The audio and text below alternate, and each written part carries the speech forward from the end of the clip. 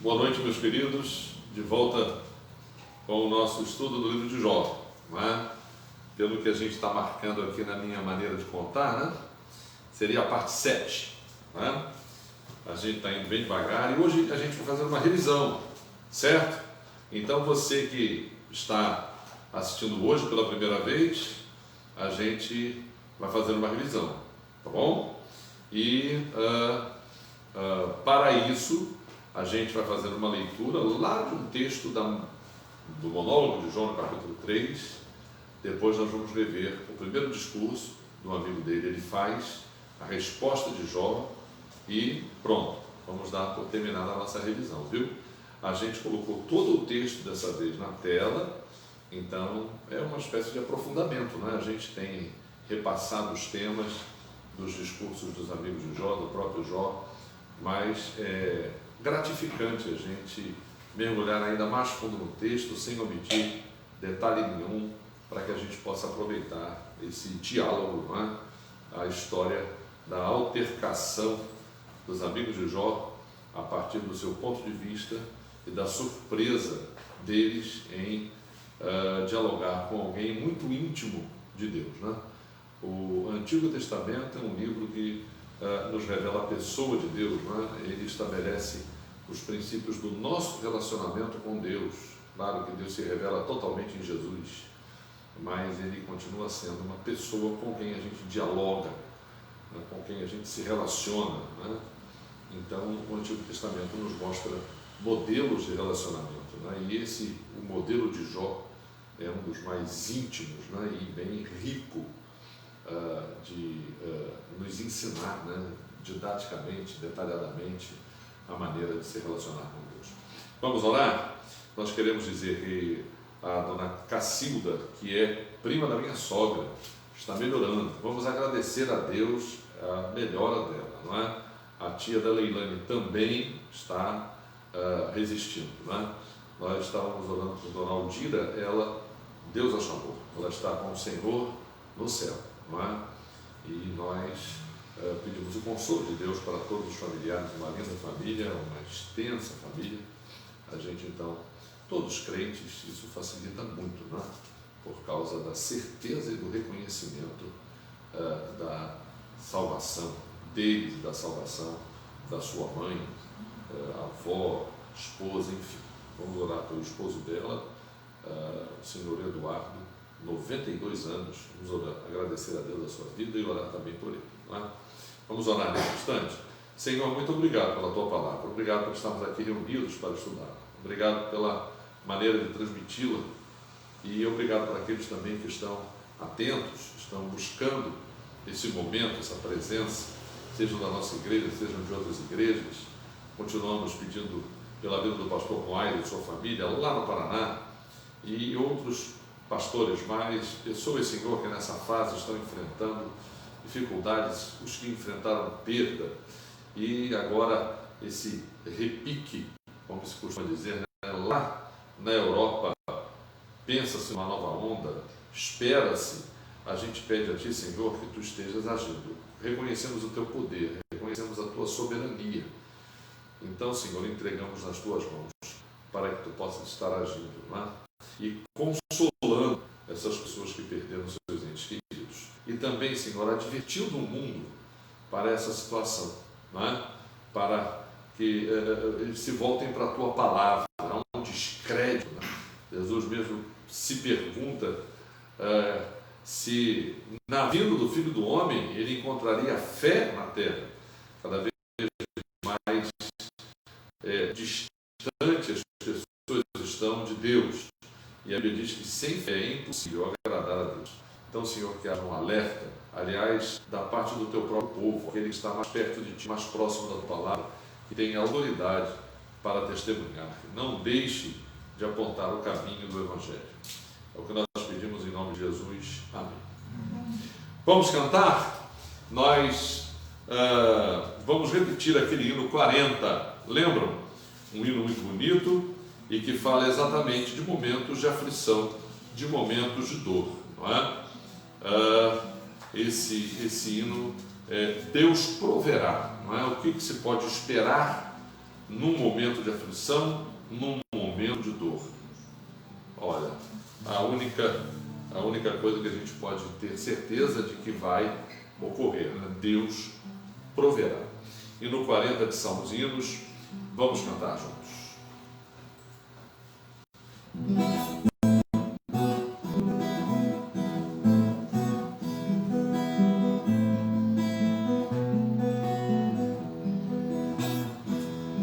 Na forte aflição ele nos guiou, na dura traição, no negro temor, com toda certeza a vitória virá. É firme a promessa, meu Deus proverá. Aos seus do Senhor, aqui vem valer, em tudo virá do mal defender, pois Cristo libertou, de nós se achará, cumprindo a promessa, meu Deus proverá. Se vem Satanás nos amedrontar, o medo vai, se a fé nos tira, não pode, pois sempre verificará a horrível promessa, meu Deus proverá. De labor, esforço tenaz, somente o Senhor vitória nos traz, em sua bondade, pois socorrerá, como a promessa, meu Deus proverá.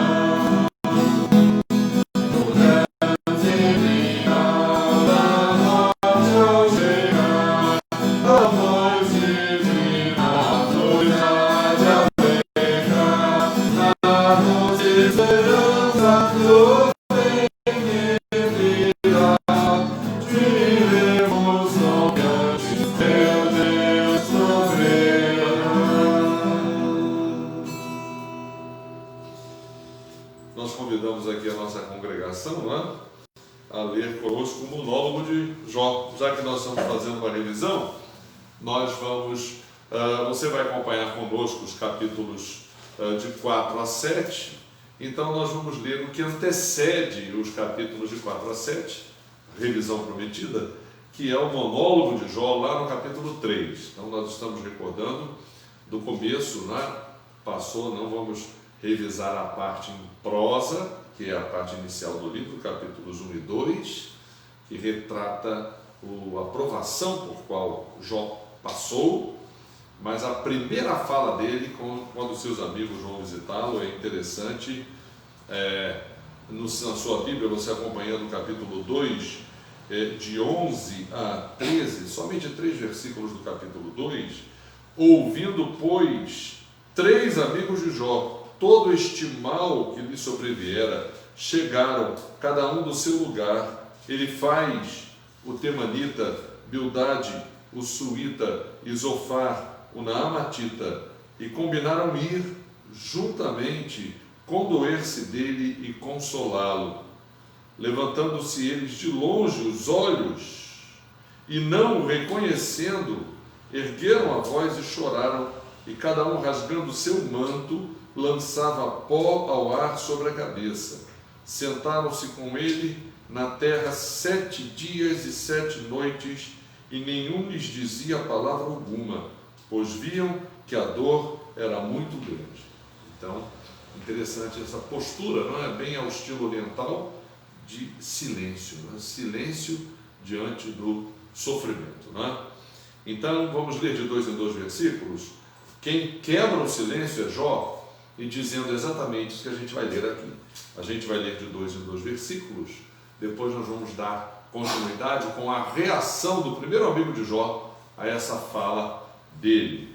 Jó capítulo 3, leitura de 2 em 2 versículos. Depois disso, passou Jó a falar e amaldiçoou o seu dia natalício.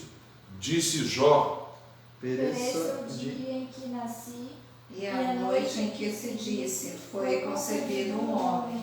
Converta-se aquele dia em trevas, e Deus lá de cima não tenha cuidado dele, nem resplandeça sobre ele a luz. Reclamem-no as trevas e a sombra de morte, habitem sobre ele nuvens, espante-o tudo o que pode enegrecer o dia. Aquela noite que dela se apoderem densas trevas, não se regozije ela entre os dias do ano, não entre na conta dos meses. Seja estéril aquela noite e dela sejam banidos os sons de júbilo. Amaldiçoem aqueles que sabem amaldiçoar o dia e sabem excitar o monstro marinho. Escureçam-se as estrelas do crepúsculo matutino dessa noite, que ela espere a luz e a luz não venha, que não veja as pálpebras dos olhos da alva, pois não fechou as portas do ventre de minha mãe, nem escondeu dos meus olhos o sofrimento. Por que não morri eu na madre? Por que não expirei ao sair dela? Porque houve regaço e me acolhesse, e porque peitos para mim eu mamasse. Porque já agora repousaria tranquilo, dormiria, e então haveria para mim descanso. Com os reis e conselheiros da terra, que para si edificaram mausoléus, ou com os príncipes que tinham ouro e encheram de prata as suas casas, ou com um aborto oculto que não existiria, como criança que nunca viram a luz. Ali os maus cessam de perturbar, e ali repousam os cansados, ali os presos juntamente repousam, e não ouvem a voz do feitor. Ali está tanto o pequeno como o grande, e o servo livre e o seu senhor. Porque se concede luz ao Ao miserável e vida aos amargurados de ânimo. Que esperam a morte e ela não vem. Eles cavam em procura dela mais do que tesouros ocultos. Eles se regozijariam por um túmulo e exultariam se achassem a sepultura. Porque se concede luz ao homem, cujo caminho é oculto, e a quem Deus cercou de todos os lados. Porque em vez de meu pão me vêm gemidos, e os meus lamentos se derramam como água. Aquilo que temo me sobrevém, e o que receio me acontece. Não tenho descanso, nem sossego, nem repouso, e já me vem grande perturbação. Então esse foi o monólogo de Jó, e agora a gente vai para a reação de Elifaz, né? Revisão, você tem aí no slide, quem está no YouTube, né? Você que está no Face, a hora que você quiser vai estar gravado lá no YouTube. A gente tem o primeiro slide, Deus nos discursos do livro de Jó. Elifaz introduz o seu discurso. Nesse slide nós temos a parte de 4, no capítulo 4, de 1 a 5. Ele pede permissão para responder a Jó. Se alguém tentar falar com você, terá paciência para ouvir? Você fortaleceu a muitos, mas quando chega a sua vez, então Elifaz reclama de Jó que quando chega a vez dele, a vez da provação dele, Jó perde a paciência, não é? Elifaz estabelece o fundamento dos seus argumentos. Qual é o fundamento dos argumentos de Elifaz? Você não tem confiança no seu temor a Deus? Então a primeira coisa que Elifaz pergunta a Jó é se ele não tem, se ele perdeu a confiança dele no temor que ele tem a Deus. E aí ele vai entrar no principal argumento de todos os amigos de Jó, que era aquela questão da teologia da retribuição, não é? As pessoas que agem de modo correto vão colher coisas boas, as pessoas que agem de modo incorreto vão colher por isso coisas negativas. Essa é a visão, a justiça de Deus. E o que surpreende no livro de Jó é que exatamente o livro de Jó nega essa regrinha, né? Na pergunta de ele faz: algum inocente chegou a perecer? Essa interpelação que ele faz a Jó, né? Ele vai basear os argumentos dele nesse fundamento, né? Ora, Jó, nenhum inocente vai perecer. Os que semeiam o mal, isso mesmo eles colhem. Então eles vão supor que o que aconteceu a Jó e aos filhos, a gente vai encontrar aqui uma frase direta, direcionada para os filhos, né? Por causa de uma dívida que não se paga, né? Aliás, seria um erro fundamental de Elifaz, né? Nós sabemos que a dívida do pecado a gente não tem como pagar. E a mensagem principal da Bíblia é que a dívida do pecado nos foi paga. E quem morreu por nós foi um inocente, que assumiu no nosso lugar o preço de culpa e nos deu perdão, não é? Então aqui, na fala de Elifaz, os que semeiam o mal, isso mesmo eles colhem, consumidos no sopro da sua ira, da ira de Deus, não é? Cessa o bramido do leão, a voz do leão feroz, os dentes dos leõezinhos são quebrados. Então, ele está fazendo uma comparação, não é? Não há como escapar, não é? Até o leão vai cessar o seu bramido e os leõezinhos vão quebrar os dentezinhos deles antes que se tornem dentes presas. Não é? Vão morrer de fome, né? Ou então vão ficar vegetarianos, né?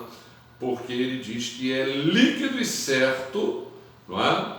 Que os que semeiam o mal, colhem mal. A dedução de Elifaz é que Jó, de alguma maneira, por alguma razão, talvez até oculto, tenha feito o que era errado, quanto mais os filhos dele, né? Então, aí Elifaz vem contar aquela sua visão, não é? Nós vamos recordar a visão de Elifaz, não é? Seria um mortal justo? Seria um mortal puro diante de Deus? Essa é a dedução que ele vai ter a partir da visão que a gente vai mostrar no próximo slide, né? Nós fizemos um comparativo da visão de Elifaz com a visão de Pedro em Atos dos Apóstolos. Por que a gente fez isso? Porque a gente acha que a visão de Elifaz ela é muito soturna, não é? Ela é uma visão toda misteriosa, não é? Aquilo talvez seja mais alguma coisa relacionada ao emocional dele, né, do que propriamente, não é, uma visão como foi a de Pedro, né? Qual é a comparação que a gente faz, não é? Primeira coisa que ele diz, quando ele descreve para Jó a sua visão, cuja dedução foi essa que a gente falou aqui: será que alguém é justo diante de Deus? Será que alguém é puro diante de Deus? Para uma dedução dessas, não era necessário uma visão tão misteriosa, algo tão assim soturnamente revelado, né?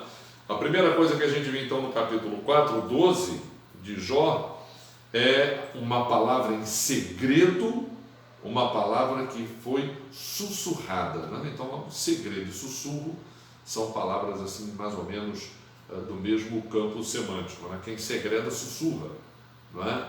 Quem sussurra porque quer manter segredo. Então a palavra é uma palavra dita, né, em segredo, em sussurro. São visões noturnas e profundo sono. Parece contraditório, né? Uma coisa é você ter visão noturna, agora se você está num profundo sono, né? Espanto, tremor e estremecimento. Todas essas palavras então, elas dão esse tom, não é, de penumbra, né? Esse tom meio soturno a essa visão que ele teve, né?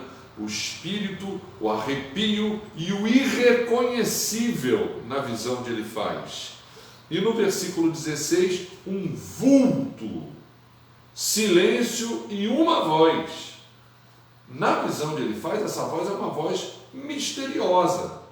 Você vai ver até lá em Atos dos Apóstolos que Pedro cita uma voz, mas a voz, na visão, fica revelado que é Deus que fala com Pedro, não é um anjo e não é uma voz misteriosa. Tanto que Pedro se refere no diálogo que Pedro faz, olha, a visão de Elifaz não é um diálogo, a visão de Pedro foi um diálogo.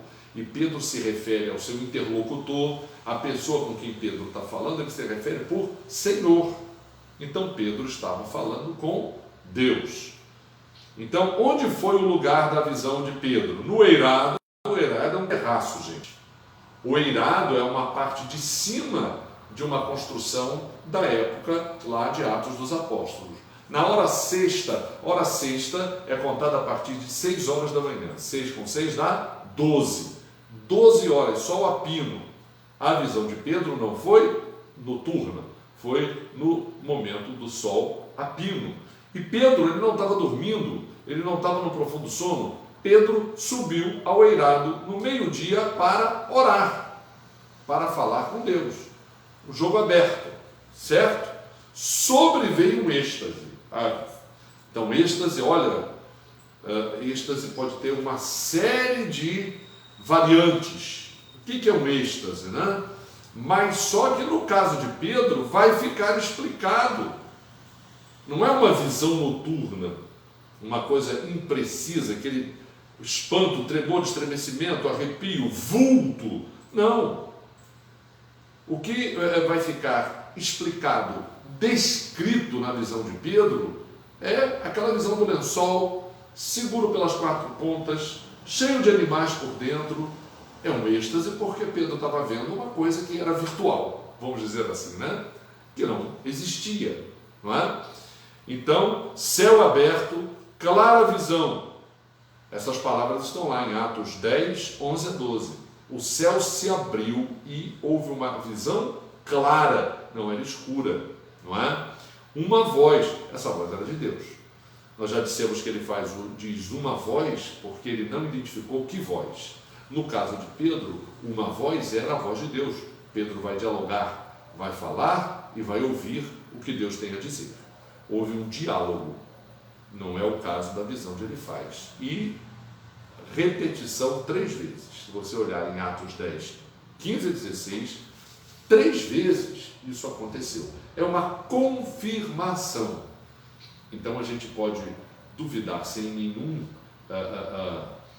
injustiça, né, de que essa visão de Elifaz tenha sido uma visão como a de Pedro, com um remetente, né, definido. A visão de Pedro foi proporcionada por Deus. A visão de Elifaz, muito provavelmente, foi do seu próprio emocional. Tá certo? Agora ele vai continuar a partir do que ele propôs, que a visão dele é para que viesse essa pergunta, né? Alguém pode ser justo? Elifaz estava achando que Jó se colocava diante de Deus mais justo do que, na verdade, ele mesmo, Jó, era, ou mais justo do que qualquer homem seja. Uma das coisas das quais Elifaz acusava Jó era dele querer ser justo aos seus próprios olhos, né? Então, ele vai agora ilustrar o que ele expressou naquela visão, né? Pode alguém ser justo diante de Deus? Ora, Deus não confia nos seus servos, Deus atribui imperfeições aos seus anjos. Quanto mais os que habitam em casas de barro, têm fundamento no pó e são esmagados como traças. Então aí Elifaz aqui está definindo a condição humana, né? Quem habita em casa de barro, quem tem fundamento no pó e quem é esmagado como traça é o ser humano. E ele diz que Deus não confia nos seus servos. Ele exagerou um pouco aqui, né?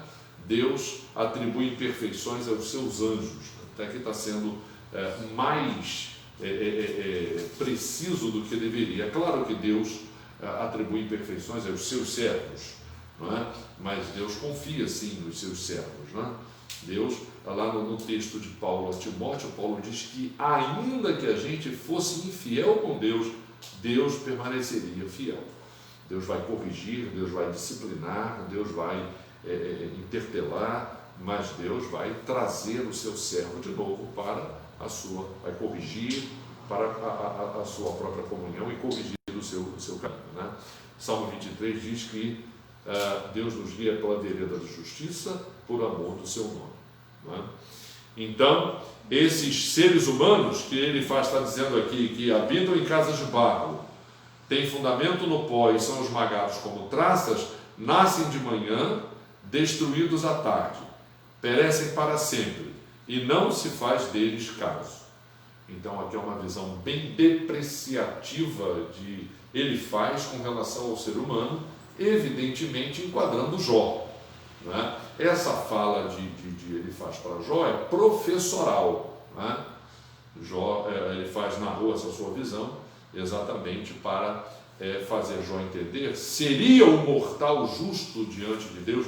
Seria o mortal puro diante de Deus? Ele deduz que não e continua na sua argumentação. Não é? O que acontece com o ser humano? Cortam-se-lhes o fio da vida, morrem e não atingem a sabedoria. Então é isso que é o resumo, é a síntese que ele está fazendo para Jó a respeito da condição humana. Não é? E agora ele vai fazer uma exortação a Jó. Interessante, né? Ele é amigo, não é? A gente não pode dizer que o pobre que ele faz é prepotente, né? Muito bem intencionado, mas ele vai fazer então uma exortação a Jó.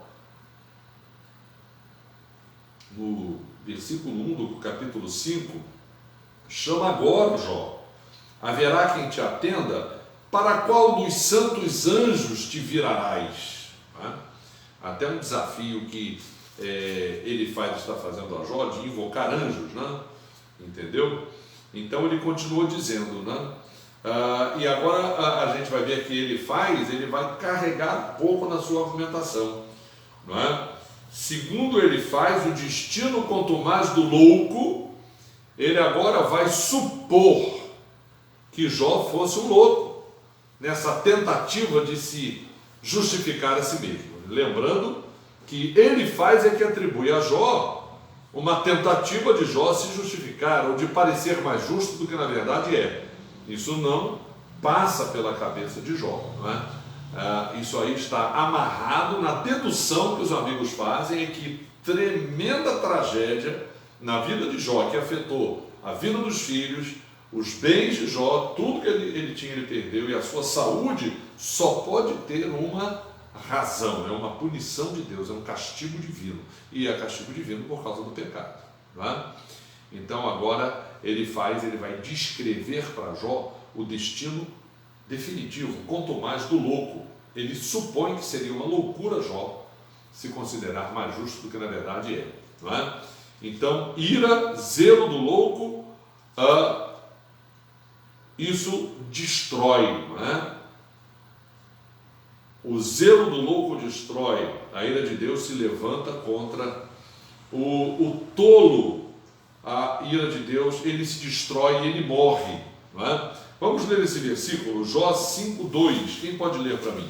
Porque a ira do louco o destrói e o zelo do tolo o mata. Isso é um paralelismo, né? Ira, zelo do louco, não é? O louco é chamado de tolo, não é? Essa ira destrói o louco e mata o tolo. Não é isso que o versículo diz? Sim. Então é um paralelismo, né? Você pode comparar a palavra louco com tolo e destrói com mata, certo? E aí continua ele dizendo: eu vi o louco lançar raízes. Olhem bem essa suposição de ele está indo tão longe que ele até supõe que Jó, pela sua prosperidade antes dessa calamidade, ele tinha lançado raízes, né? Porque por mais que a gente tente até dizer que a fala de Elifaz está seguindo uma linha paralela, que não, eu acho que Elifaz não está chamando Jó de louco, ele nem está dizendo que ele foi arrancado pelas raízes, porque o louco é arrancado pelas raízes. Pode ser, mas numa situação como aquela, Elifaz dizendo isso daqui, é claro que Jó, né, incorporaria na sua própria experiência. Ele avaliaria como sendo algo aplicado a ele, né? Então está escrito aqui: eu vi o louco lançar raízes, logo declarei maldita a sua habitação. Quem é esse louco? É Jó? Maldita é a habitação de Jó. O que aconteceu com a casa dos filhos que desmoronou, com tudo que ele perdeu, foi uma maldição sobre a habitação dele. Filhos longe do socorro, espezinhados às portas, não há quem os livre. Eles seriam os filhos do louco. No caso aqui, os filhos de Jó. Os filhos de Jó morreram. estavam longe do socorro. Foram espezinhados as portas, não houve quem livrasse os filhos de Jó. Eles eram filhos do louco, tinham contra eles algo de negativo, pecado, acusação. É essa argumentação. Messe devorada, messe é aquilo que brota a seu tempo na época da colheita, né? A messe foi devorada pelo faminto, arrebatada do meio dos espinhos. Intrigante abocanha, o intrigante abocanha os bens, aquele que semeia intriga abocanha os bens, não é? Do louco. Esse aqui é a descrição, essa é a descrição que ele está fazendo do louco, e no caso, atribuindo a Jó, né?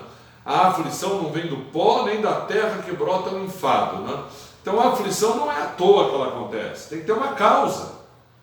Esse é o grande problema do livro de Jó, né? A causa, o porquê do sofrimento, a lei da causa e do efeito. E a gente ouve tanto isso em outras religiões, né? Eu aqui no Acre eu cuido do ensino religioso, e uma professora hoje me perguntou sobre o budismo, eu queria tirar umas dúvidas, né? Eu dei para ela os referenciais, e uma das coisas que se diz no budismo, lei da causa e efeito. Não vale para nós cristãos, a Bíblia não fala de causa e efeito, entendeu? Pelo contrário, Deus ele nos agracia, né? A única religião no mundo que fala da graça, do perdão, favor imerecido é a religião da Bíblia. É a palavra de Deus que diz isso, né? Então, a aflição não vem do pó. Então, se há aflição, se há sofrimento, tem que ter uma causa, né? Pode ser que não venha do pó, mas não vem pela lei da justa retribuição, como os amigos de Jó queriam, né? O homem nasce para o enfado, como as faíscas das brasas voam para cima. Isso aqui é o fatalismo de Elifaz, né? Isso mesmo, o homem é isso daí mesmo, né? Mas a gente lê o que? No Salmo 8, que Deus nos fez por um pouco menor do que os anjos. E aí, logo o Salmo aponta para o Filho do Homem, né? Que por um pouco Jesus foi feito menor do que os anjos, porque experimentou a morte, algo que o anjo não experimenta. Mas Jesus Cristo nos dignifica, né? Então essa fala de Elifaz, ela está errada dentro da visão bíblica, porque ela deprecia o homem além da conta, não é?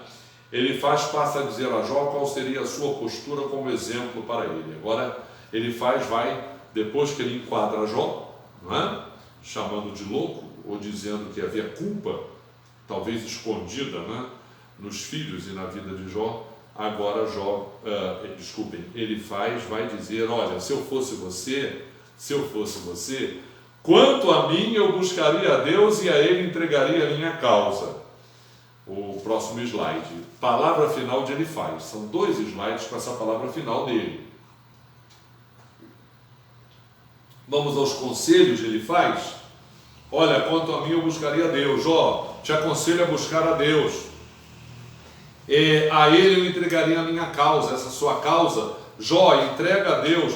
Ele faz coisas grandes, elas são inescrutáveis, elas são maravilhosas, que não se pode contar. E eu dou razão, ele faz. Deus faz coisas grandes, as coisas de Deus são inescrutáveis, elas são maravilhosas, elas não se podem contar, mas a aplicação que ele faz, está fazendo a vida de Jó, não cabe, né? Não tem cabimento, né? Deus faz chover sobre a terra, envia água sobre o campo, aleluia, Deus faz isso mesmo, para pôr os abatidos num lugar alto, enlutados se alegram da maior ventura. Deus frustra as maquinações dos astutos, para que suas mãos não possam realizar seus projetos, aleluia, Deus faz isso mesmo, né? Apanha os sábios na sua própria astúcia, o conselho dos que tramam se precipita, concordo, Deus faz isso. Eles de dia encontram trevas, ao meio-dia andam às apalpadelas como se fosse noite, concordo. Porém Deus salva da espada que lhes sai da boca, salva o necessitado da mão dos poderosos. Assim há esperança para o pobre e a iniquidade tapa a sua própria boca. Aquilo que eu falei. Muito do que ele faz está dizendo aqui, sem dúvida a gente pode atribuir a Deus. Mas ele estava enquadrando Jó como se Jó não soubesse disso, não é? E necessitasse, não é? De enquadrado dentro da visão que ele faz, ele entregasse a Deus a sua causa, ele buscasse o Senhor, como se Jó não buscasse, né? E ele continua: bem-aventurado o homem a quem Deus disciplina. Aquilo na vida de Jó era uma disciplina de Deus, na ideia de Elifaz, né? Jó, não despreze, pois, a disciplina que vem do Todo-Poderoso. Jó, Deus fez a ferida, ele mesmo vai atar a ferida, ele fere, mas as suas mãos curam.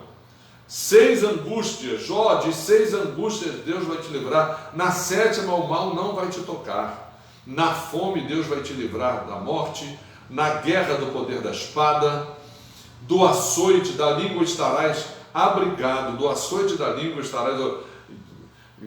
O açoite da língua deve ser da língua dos amigos de Jó, né? Do açoite da língua estarás abrigado, quando vier a assolação não temerás, da assolação e da fome te rirás, Jó. Das feras da terra não terás medo. Palavras de Elifaz para Jó, né? Até com as pedras do campo terás tua aliança, animais da terra viverão em paz contigo. Saberás que a paz é tua tenda, percorrerás tuas possessões e nada faltará. Isso Elifaz diz a Jó, aconselhando Jó a buscar o Senhor, né?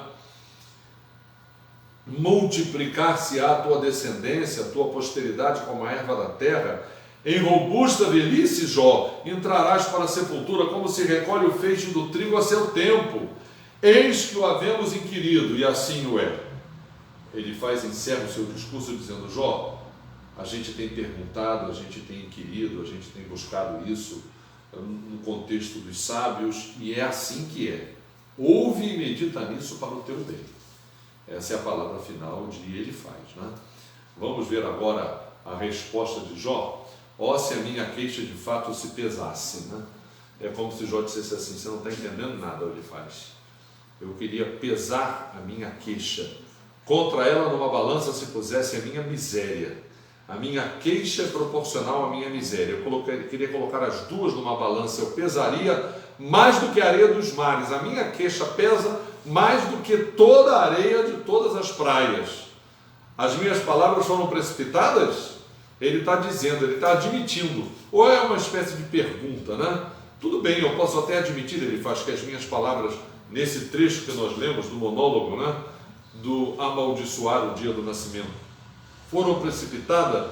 Aí Jó ele vai entrar naquilo que é natural nele, né? A sua sinceridade, o seu atrevimento, né?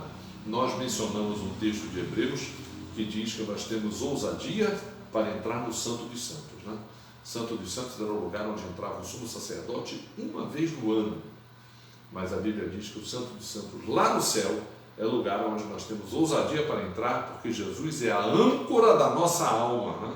Jó tinha essa segurança, mesmo que ele ainda não vislumbrasse. Lá para o meio do livro a gente vai perceber que Jó vislumbra, né? Ele aqui já vai pedindo um juiz, um mediador, e ele vislumbra um redentor, a necessidade de um mediador entre ele e Deus, né? Mas aqui ele já entra naquela sinceridade, naquele atrevimento dele. As flechas do Todo-Poderoso estão em mim cravadas, o meu espírito sorve o veneno delas. Jó falou isso diante dos 3 amigos, né? Lembrando que Elifaz disse, mas os 2 amigos estão ouvindo os discursos de Elifaz e os de Jó. Os terrores de Deus se arregimentam contra mim. Jó aqui começa no seu tom de atrevimento, de sinceridade com Deus, né? Zurrará o jumento montei junto à relva, mugirá o boi junto à forragem. Então Jó diz assim: eu estou reclamando porque eu tenho razão, não é? Nenhum jumento zurra, não é? E nenhum boi vai mugir se a forragem estiver ali ao alcance dele, né? Comerciar sal insípido, haverá sabor na clara do ovo. Então Jó estabelece contradições para dizer: é óbvio que eu tenho que agir dessa maneira, não é? Se a minha queixa fosse pesada na proporção da miséria que eu experimento, né? Aquilo que a minha alma recusava, já é o slide seguinte, né? Aquilo que a minha alma recusava tocar, isso agora minha comida é minha comida repugnante. Jó então ele tem uma doença de pele, não é? A supura escorre, né? muito provavelmente devia ter um odor horrível, né? Quem dera se cumprisse o meu pedido e que Deus me concedesse o que anelo. O que é o anelo? Jó vai dizer. Que fosse do agrado de Deus esmagar-me, que soltasse a sua mão e acabasse comigo. Escreve aí, Isaac, acabasse. Falta o K, né? Se não couber com tamanho 18, põe 16. Isto, quer dizer, Deus acabar comigo, não é? Deus esmagar-me, seria a minha consolação. Eu saltaria de contente na minha dor, se Deus acabasse comigo, se Deus me esmagasse, né? Que Ele não poupa, porque não tenho negado as palavras do santo, né? Então, versículo 6:10, alguém lê para mim, 6:10. 6:10, o que Jó está dizendo? Isso ainda seria a minha consolação, e saltaria de contente na minha dor, que Ele não poupa, porque não tenho negado as palavras do santo. Então, se ele fosse esmagado, seria um consolo para ele. Ele ficaria contente na dor com que Deus não o poupa. Jó está reclamando, ele está se queixando a Deus, responsabilizando Deus pela sua dor, né? Eu não tenho negado as palavras do santo. É uma resposta que ele faz, né? Eu não tenho negado as palavras do santo. Eu tenho buscado o Senhor, né? Por que não esperar se já não tenho forças? Então, eu não tenho força mais. Eu vou esperar por quê? Por que prolongar a vida se o meu fim é certo? Acaso a minha força é força de pedra, de bronze é a minha carne? Eu não tenho mais força, eu não estou aguentando mais. Não, jamais haverá socorro para mim. Foram afastados de mim os meus recursos. Jó se desespera, né? E aí vem a parte, ao aflito o amigo deve mostrar compaixão. Isso está em 6,14, né? 6,14. Jó agora, a resposta dele ele faz, você meu amigo, eu acho que você deveria mostrar compaixão por mim. Se a gente lembra a fala que ele diz que é como se Jó fosse um louco que tinha criado raízes e que agora está sendo desarraigado por Deus, né? E aí Jó ele vai contra-argumentar dizendo ao aflito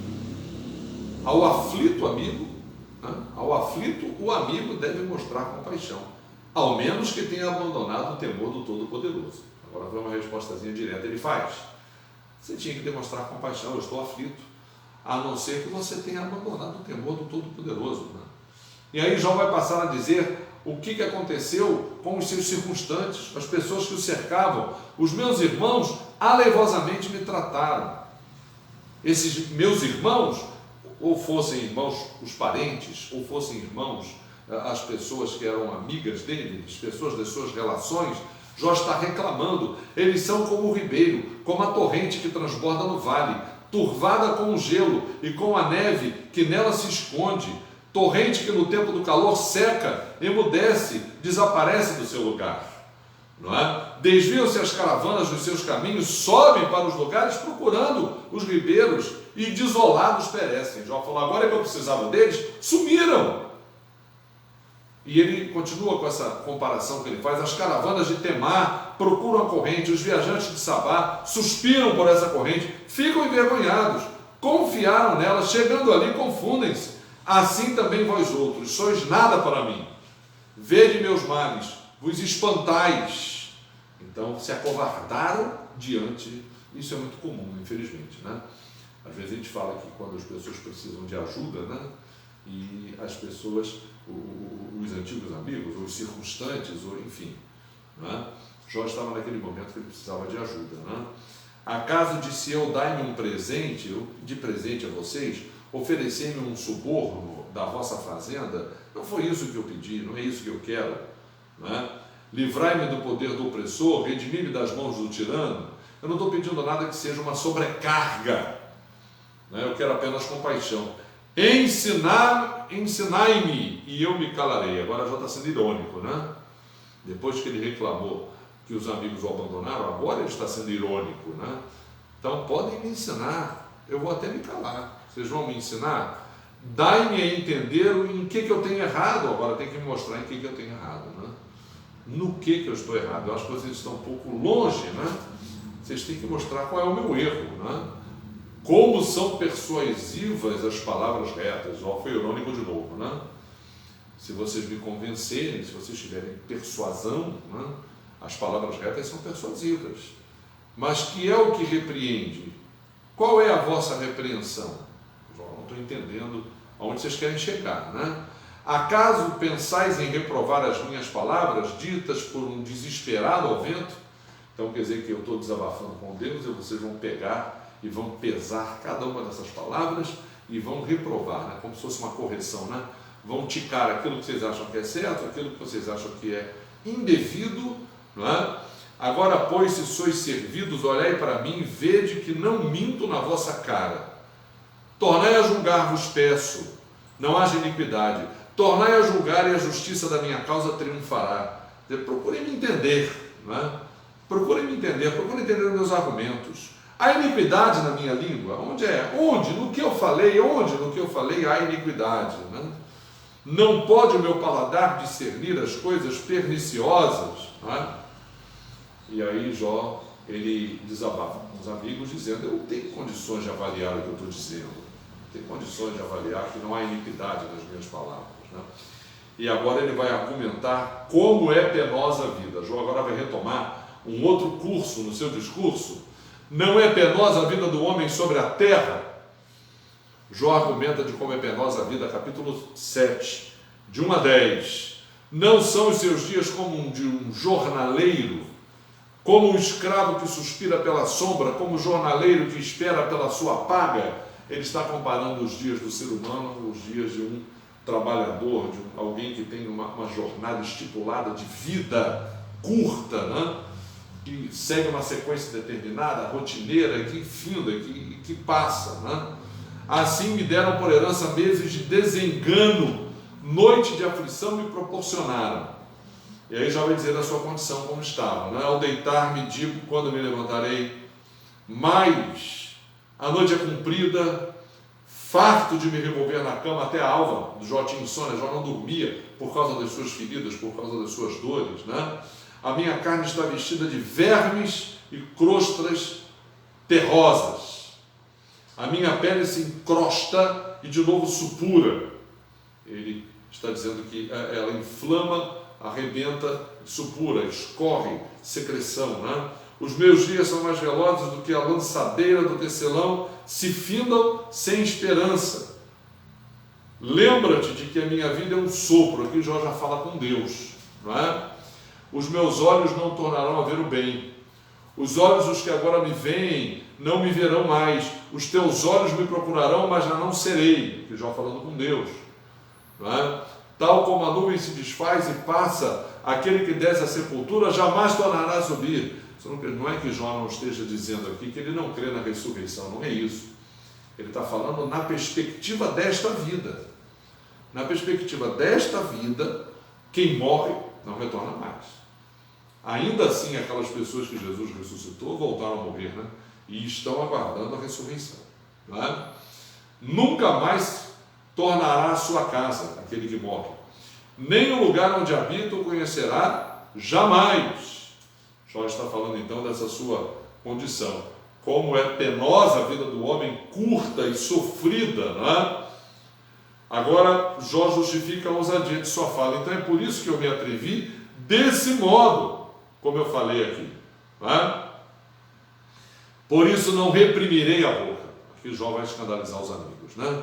Eu não vou reprimir a minha boca. Falarei na angústia do meu espírito, queixar-me-ei na amargura da minha alma. Meu espírito está angustiado, eu vou falar. A minha alma, ela está amargurada. Meu espírito em angústia, eu vou falar, eu não vou me calar. Acaso sou eu o mar ou algum monstro marinho para que me ponha as guardas? Aqui já está falando diretamente com Deus.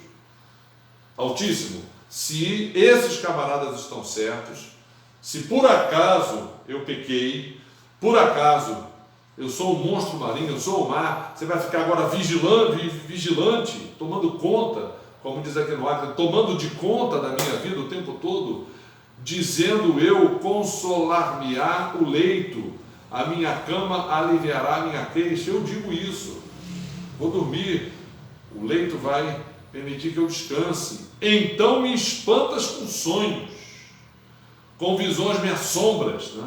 Os sonhos que eu tenho de noite, as assombrações nos meus pesadelos. Jó está dizendo que é Deus que provoca, né? A minha alma escolheria antes ser estrangulada, antes a morte do que esta tortura. Então, se eu pudesse processar o Altíssimo, né? Jó acusa Deus de torturá-lo, né? Pela lógica dos amigos de Jó, se o sofrimento de Jó vem de algum pecado que ele cometeu, é uma tortura. Interessante, né? Jó, ele não admite isso, que o sofrimento dele venha como punição. É interessante dizer que os amigos estranham uma fala de Jó, mas a gente tem que deduzir isso, né? Se Jó pecou e está sofrendo porque pecou, isso que Deus está fazendo é uma tortura, mas não é. Aí é que está, né? O sofrimento, que nós dissemos no início dos nossos estudos, faz parte da nossa condição humana. Você pode encontrar um justo que tenha sofrido muito mais do que muitos injustos, né? Porque o sofrimento faz parte da condição humana. E ele não vem como lei de causa e efeito, né? Uma das coisas que eu respondi para a minha colega a gente respeita as religiões. A religião budista fala do karma, e você traz outras vidas e purga e paga nessa e em outras vidas. Olha, não é esse o fundamento da palavra de Deus. Primeiro, só tem uma vida, e segundo, que a paga pelo pecado foi Jesus que fez. E olha o preço pelo pecado.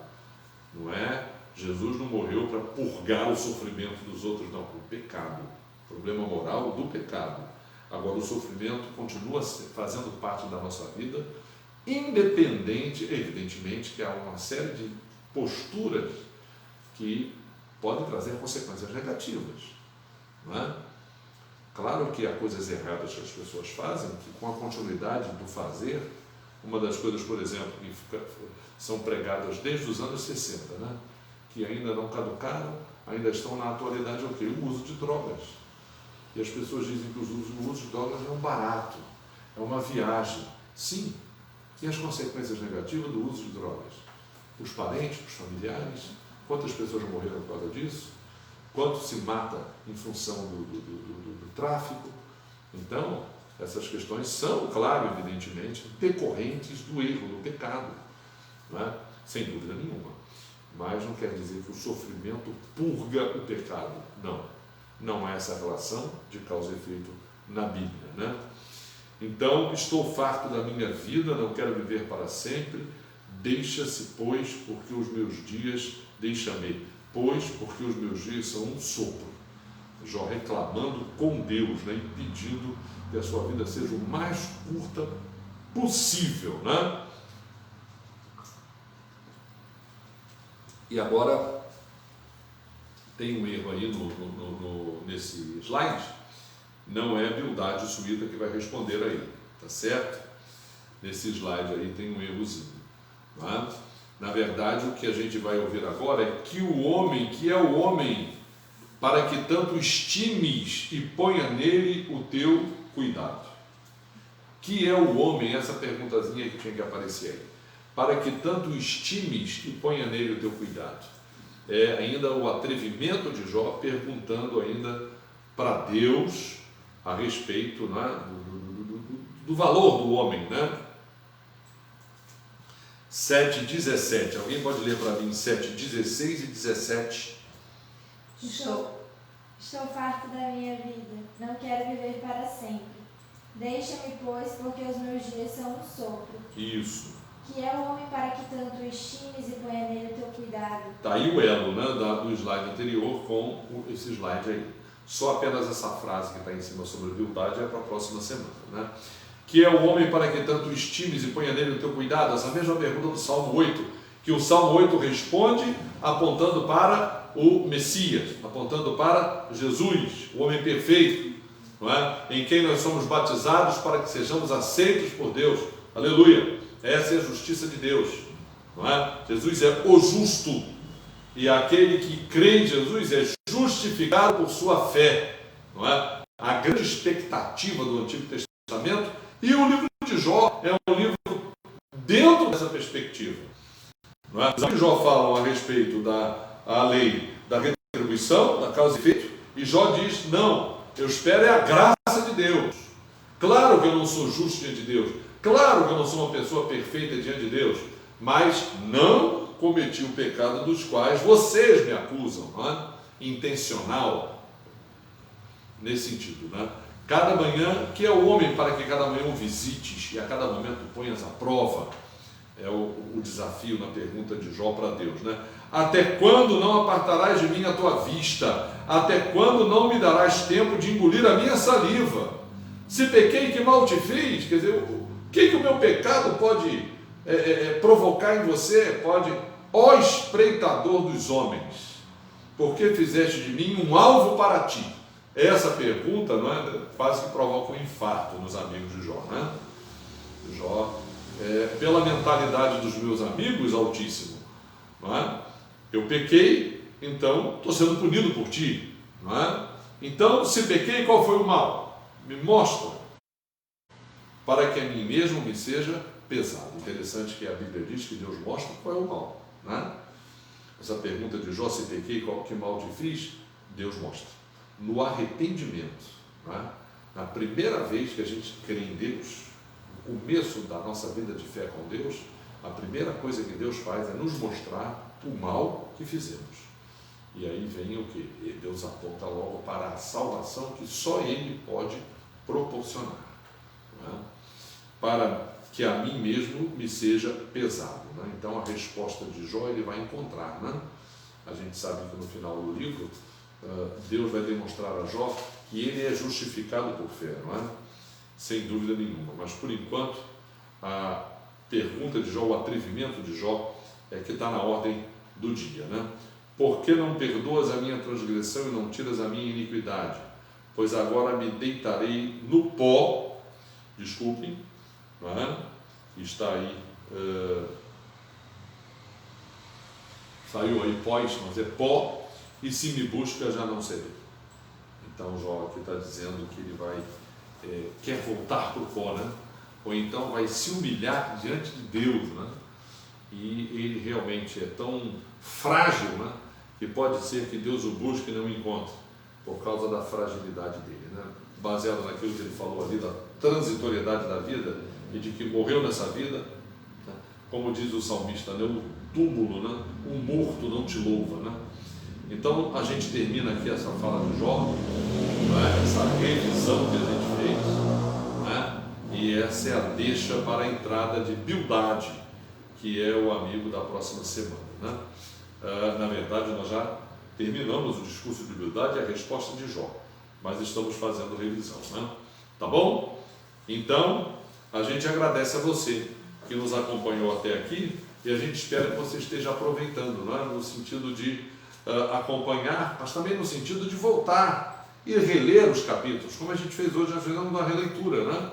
Para que você possa, então, setorizar, né? Já estabelecer ali onde estão as falas, que tipo de fala acontece, que argumento e contra-argumento a gente verifica, para que você se torne um expert no livro de Jó, né? E você possa usá-lo na sua vida devocional e também na sua compreensão da personalidade de Deus e da tua própria personalidade, né? Porque o que nós dissemos no início do livro de Jó? Ele era homem reto, íntegro, temente a Deus e que se desviava do mal. E nós queremos ser como Jó, não é?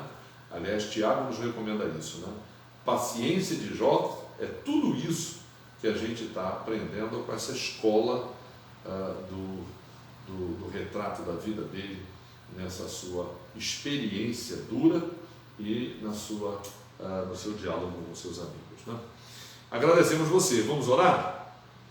Senhor, muito obrigado por esses momentos em que a gente está com a Bíblia aberta e aprendendo da Tua Palavra, buscando conhecer-Te e também nos conhecermos.